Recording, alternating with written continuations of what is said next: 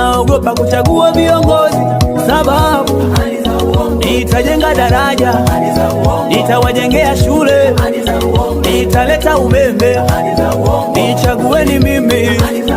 Nitajenga daraja, nitawajengea shule, nitaleta umeme, nichagueni mimi.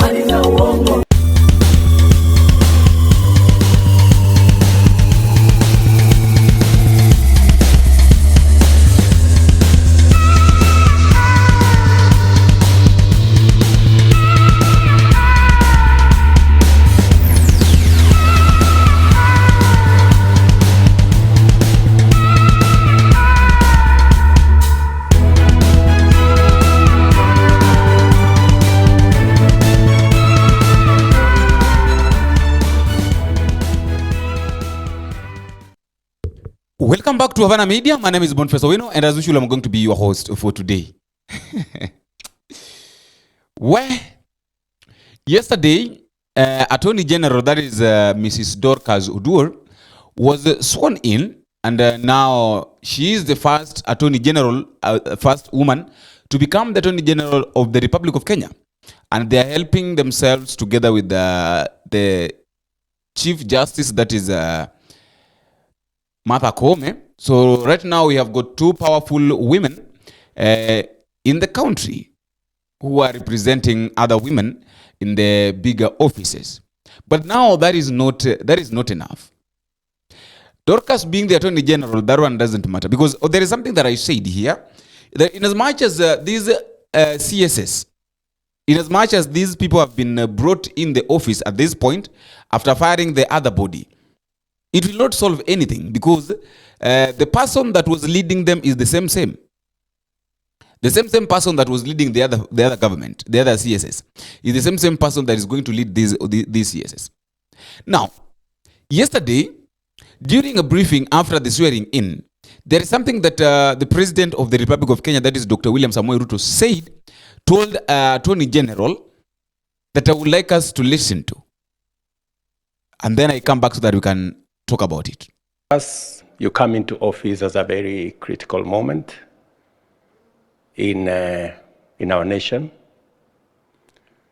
I will advise you to carefully read the manifesto upon which this government was elected. We have three fundamental issues that we consider important in the service of the people of Kenya.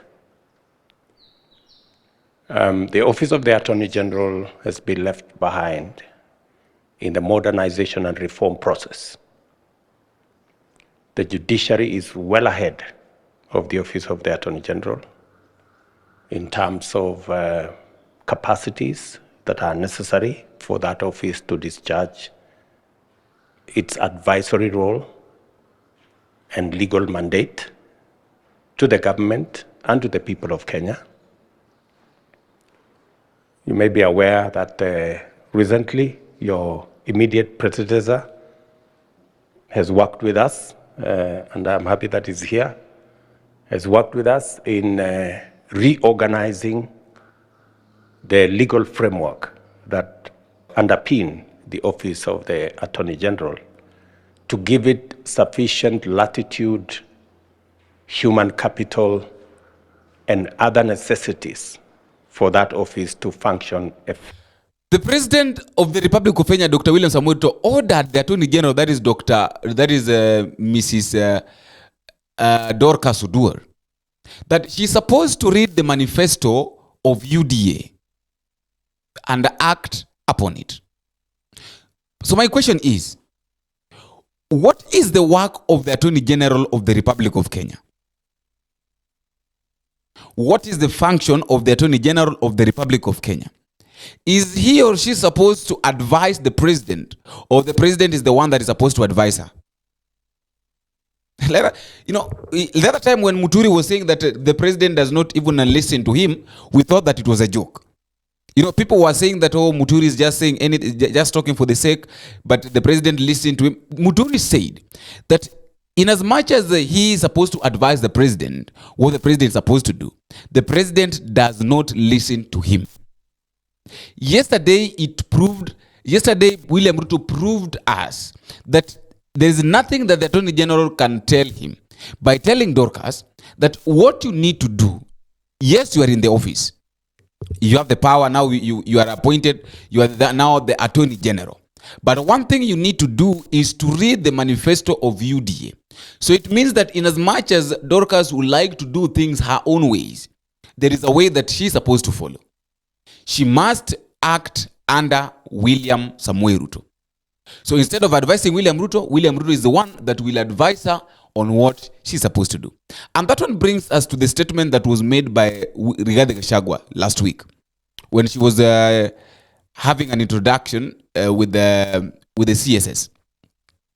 There is something that Rigathi Gachagua said. Rigathi Gachagua told the CSS that right now you are like soldiers. And soldiers are always under one commander. You are like soldiers and you are in a camp. So being that you are in the government, that government is like a camp. You are like in a quarantine. You are like in a camp, and the camp is only led by one commander-in-chief. Soldiers only have one commander. So when the commander says, let us go left, the CSS will go left. When the commander says that let us go right, the officers go right. So that is what is going to happen in the government. If Ruto says that I want all the CSS, tomorrow, all the CSS will come. If Ruto says that the CS of transport, this is what we're supposed to do, that is what to be done. If William Ruto today says that the CSS or the CS of energy or the CS of mining or the CS of treasury, this is what I want you to do, that is exactly what will be done. Of state and government is non-negotiable. You are now soldiers in the army that has only one general.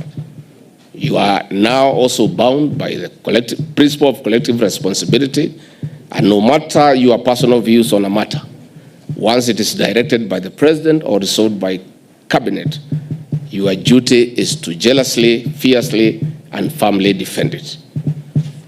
I'm sorry, you no longer have personal views or observations.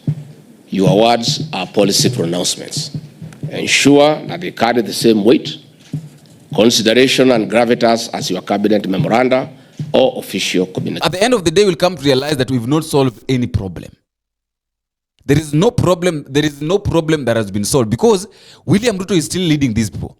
That is why it was very much important if at all the Gen Zs could have managed to take Ruto out of power, it could have been better, because right now it will be difficult to take Ruto out of power. In as much as people will try make noise like they're saying that on 27 they're going back on the streets, it will be difficult. And that one tells you, like I normally say, that one tells you that the former CSS were not wrong. In as much as they were stealing, some of them were stealing, we know, but they were not wrong.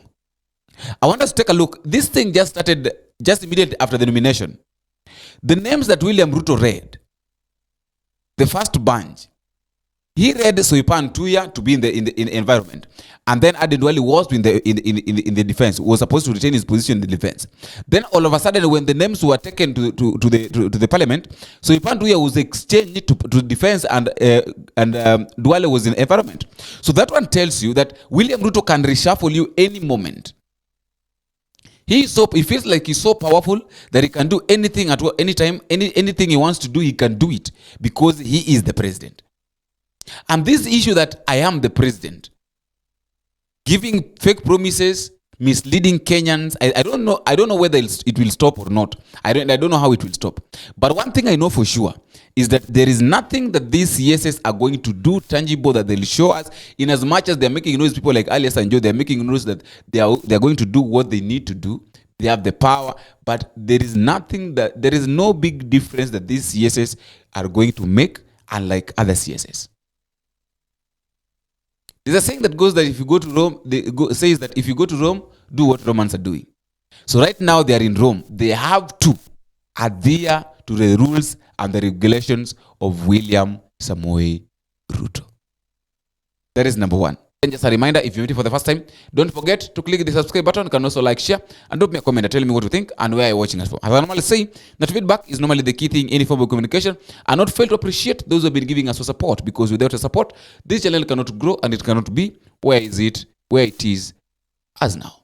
Thank you very much, people like Billion. Thank you very much, people like Omari Ndati, people like Owiti. Thank you very much. God bless you. Asante sana. Until we meet again, I've been your host, Boniface Wino. Bye-bye.